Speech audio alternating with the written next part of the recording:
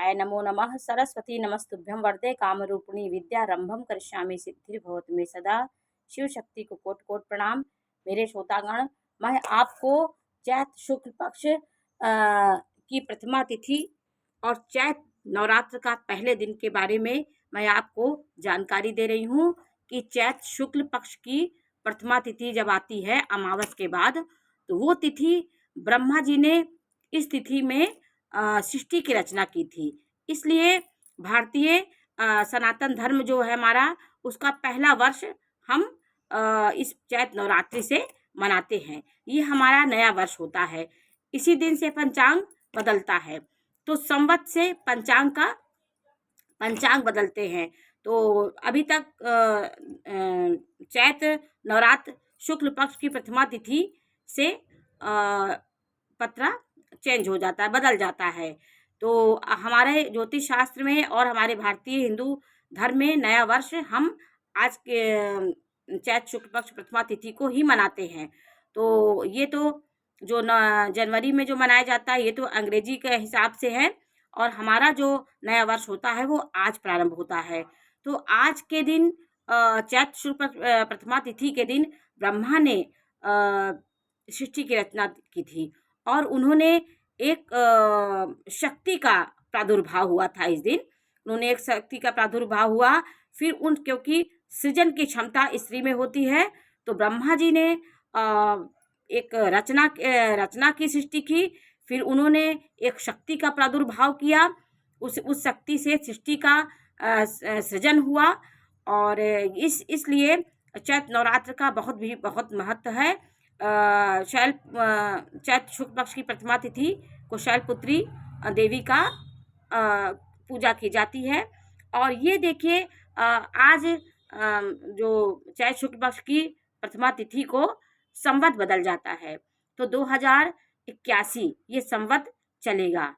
और ये सारा एक साल तक वो जब 2025 की शुक्ल पक्ष पर एकादशी आएगी, तब तक ये संवत चलेगा। 2081 में ये संवत प्रारंभ हो जाएगा 9 तारीख को।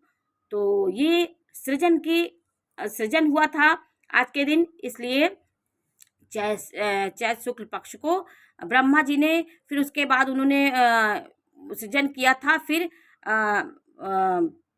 रचना की थी। फिर उसके बाद उन्होंने शक्ति की उपासना की, तो शक्ति प्रकट हुई। तो धीरे धीरे सब सृष्टि का सृजन होने लगा। ये आपका ये जो नवरात्र आपकी हो रहा है, ये नवरात्र 8 तारीख को 3:31 रात्रि को ये प्रारंभ होगा। 3:31 पे शुरू होगा और 11:50 तक ये रहेगा। तो 8 तारीख को आज 3:31 से ये प्रारंभ हो जाएगा, और रात्रि में दूसरे दिन 9 तारीख को 11:50 पे ये समापन इसका होगा। तो सारे दिन रहेगी प्रथमा तिथि। तो घट स्थापना का कोई ऐसा नहीं है कि तिथि है तो आपको सारे दिन आप घट स्थापना कर सकते हैं। तो ये हमारे शास्त्रकारों ने बहुत अच्छे से ये सब चीज़ें का हमारे हिंदू धर्म में पौराणिक कथाओं में जो वर्णन है।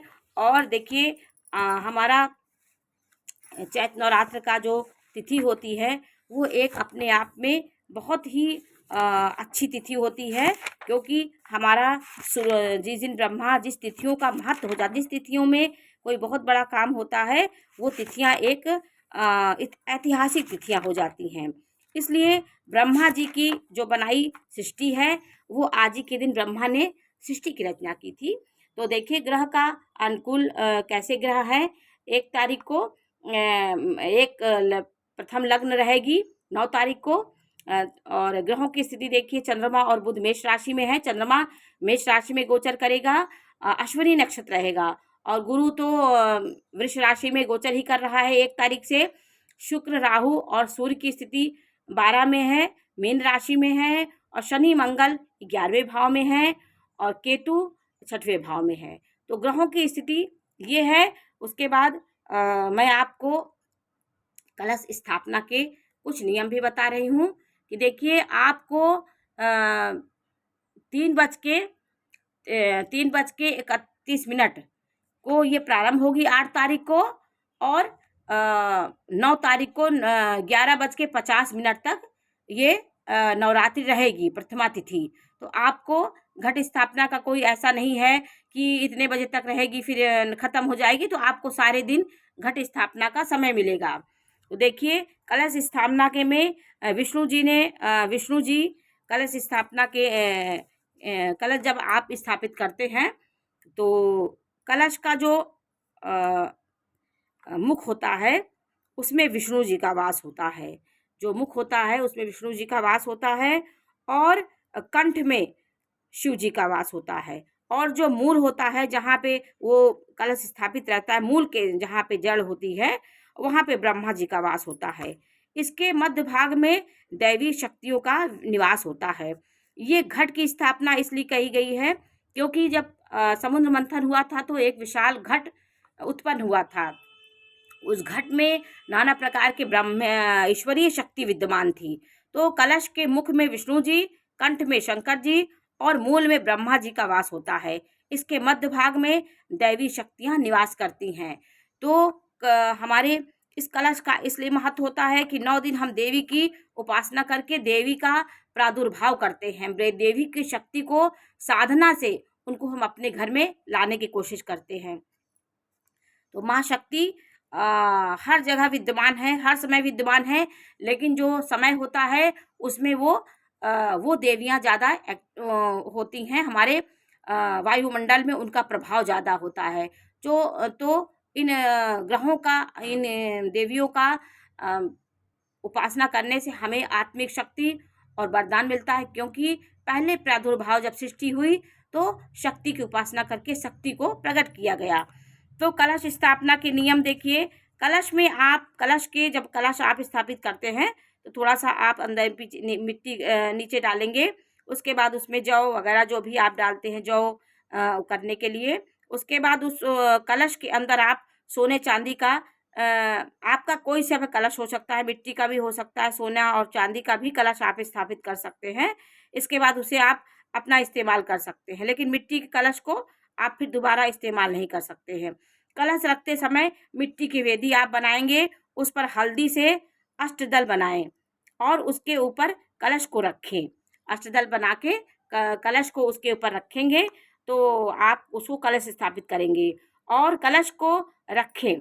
कलश के अंदर पंचपल्लव, जल, दूर्वा, चंदन, चंदामृत, पंचामृत, सुपारी, हल्दी, सिक्का, लौंग, इलायची, पान, सुपारी आदि डाल करके हम कलश को स्थापित करते हैं। उतने दिन कर हम माता की उपासना करने के लिए ये सब उसके अंदर डालते हैं। कलश पर रोरी से हम स्वास्तिक बनाते हैं। शुभ चिन्ह जो होते हैं स्वास्तिक बनाइए, ओम बनाइए।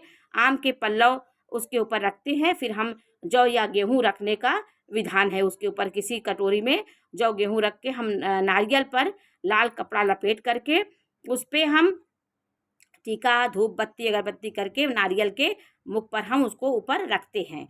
तो नारियल को भगवान गणेश का प्रतीक माना गया है, क्योंकि जब तक नारियल का प्रतीक माना है, क्योंकि वो विघ्नहर्ता है, तो नारियल को उनका प्रतीक मान करके हम उसमें लोटे में उनको रखते हैं। नारियल का मुख साधक की ओर होना चाहिए, वो हो जाता है। इससे जहाँ जो नेत्र होते हैं, जो 3 नेत्र होते हैं, वो गणेश जी का अपनी तरफ होना चाहिए। उसके बाद स्वास्तिक बनाना चाहिए। स्वास्तिक बनाने के बाद स्वास्तिक को बहुत शुभ चिन्ह कहा गया है। तो जीवन की चारों अवस्थाओं जैसे बाल्यकाल, युवा काल, प्रौढ़ा काल और वृद्धा काल होता है, ये उसका प्रतीक होता है। आप इसको अपने घर में घट स्थापना करिए और ये बहुत ही शुभ होता है। तो आप 9 दिन माता की साधना करके माता का अपने घर में आगमन कराइए और नवरात्र का पर्व मनाइए। तो आज मैंने इसकी जानकारी दी। नमस्कार।